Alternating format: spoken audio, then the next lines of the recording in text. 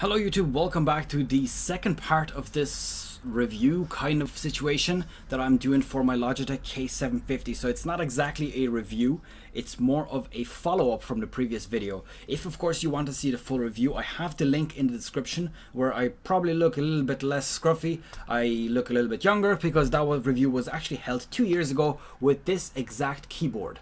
I have not changed it, I have not replaced it, nothing has been done to it other than the occasional wipe of the the surface, and that is pretty much it. So I'll quickly run over some of the advantages that I spoke about last time, just a quick super fast rundown, and of course the problems that I came across, and then do a bit of a follow-up since then. So the Logitech K750 obviously is a wireless keyboard. That's probably why you're here. You're looking at it. I don't really know how to show you the keyboard right now because it is so freaking long.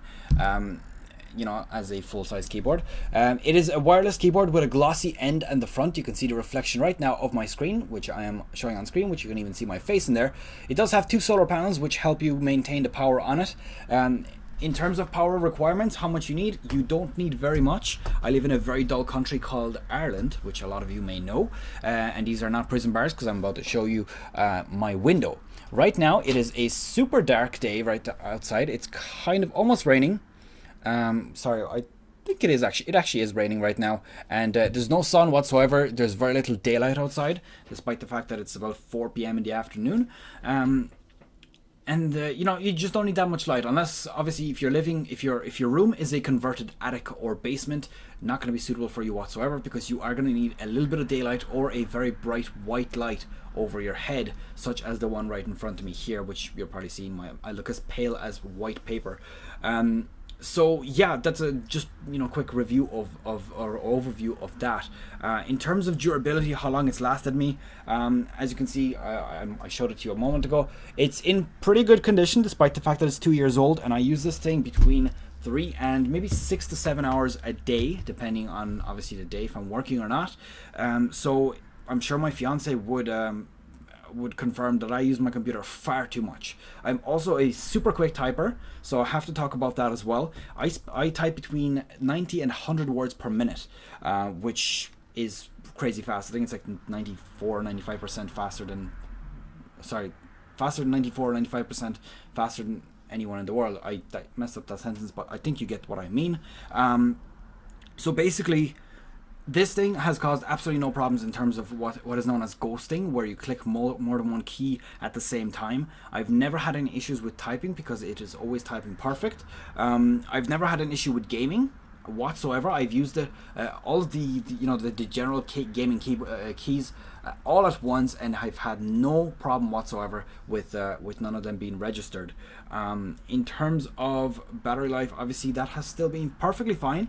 I've been living on or using this thing for 2 years now, quite heavily, and it has still been holding out just fine. There's no issues with the battery. I've never had to, except for one occasion actually, because I did do a lot of night gaming, and basically I've never, other than that time, had to actually put this thing out on the windowsill and let it sit there to charge up. It's always been sitting between 80% and 100% battery at all times, and that's pretty much all I'll say about that. Obviously 2 years of use and the battery is still perfect. What can you really say? You can't really complain about it any more than that. The fact that it can run out of power, because realistically, if it's not dying on you, it can't run out of power. It's just not possible if you're living in a reasonably bright room or bright country. In terms of the back, just have to mention one small thing here. You're going to see, I probably need to move this back. These little things, they're not the greatest the way they're held on, because these two bottom left and bottom right corners, they've actually fallen off a few times. So you would eventually need to stick them back on if they do fall off, which is a bit of a problem. But it's not too big of a deal. It only prevents them from sliding around on the desk. But since not all of them have fallen off, then that is not really a problem. The things I haven't really used, so I can't really tell you how durable they are. I mean, the little legs, but they look pretty okay. But then again, I would imagine that they would break pretty easy if you put a bit of weight on them.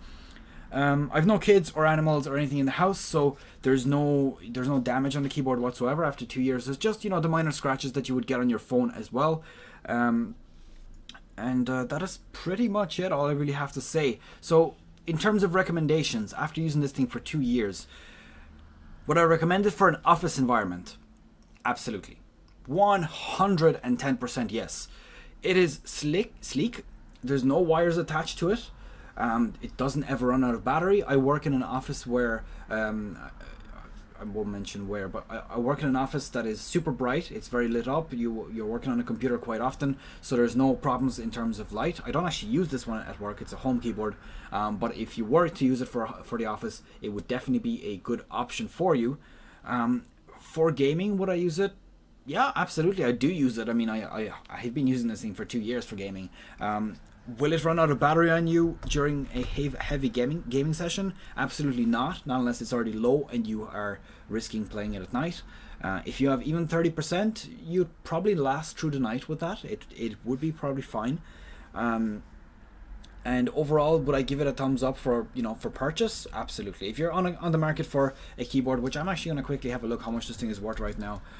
It's not actually on. But if you're on the market to get a cheap keyboard, I would absolutely recommend getting one of these on Amazon.com. Sorry, .co.uk. It is currently at the white one, which is for Mac, is only £35. The black one, which is for both Mac and Windows, is showing as looks like £55, but I'm sure I bought mine for 45 if I'm not mistaken.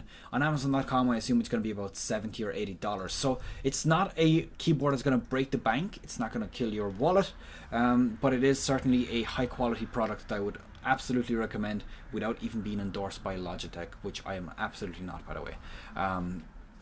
So yeah, that's pretty much it. A quick overview, not a review, but overview of the item itself. A follow-up, of course, the link to the previous review, which was very, very detailed, is in the description below. You're welcome to see that as well. It's got quite a lot of views at this point, 7.3 thousand at the time of recording this, which is pretty nice.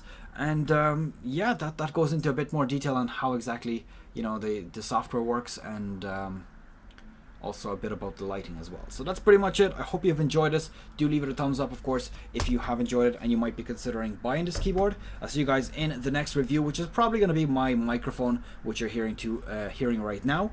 And I'm probably going to end up upgrading again, because this is a professional grade microphone, but I'm moving on to the super high end at some point. So that's pretty much it. I'll end this here. Good luck, take care. See you guys in the next video. Bye bye.